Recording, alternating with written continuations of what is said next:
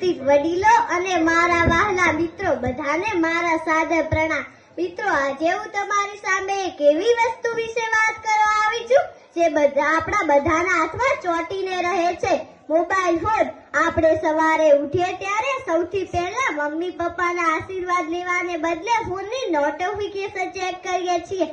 Games રમવી અને video જોવા આપણને ગમે છે, પણ શું ક્યારે તમે વિચાર્યું છે કે આ નાનકડો મોબાઈલ આપણા જીવનને કેવી રીતે કંટ્રોલ કરી રહ્યો છે?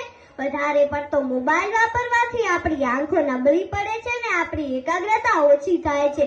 આપણે મેદાનમાં રમવાનું ભૂલી ગયા છીએ। આ વર્ચ્યુઅલ દુનિયામાં આપણે એટલા ખોવાઈ ગયા છે કે આપણી બાજુમાં બેઠેલા મિત્ર સાથે વાત કરવાનું ભૂલી જઈએ છીએ।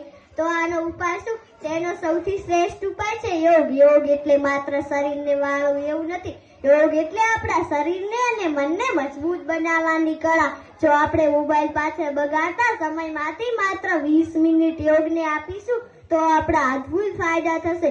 એકાગ્રતામાં વધારો, પ્રાણાયામ અને ધ્યાન કરવાથી આપણું મન શાંત થાય છે અને ભણવામાં આપણું ધ્યાન વધારે લાગે છે। શારીરિક મજબૂતી, સૂર્ય નમસ્કાર કરવાથી આપણું શરીર સ્ફૂર્તિલું અને તંદુરસ્ત બને છે। આંખોનું તેજ, ફોનની સ્ક્રીન જોઈને થાકેલી આંખોને યોગ દ્વારા એક નવી રોશની મળે છે।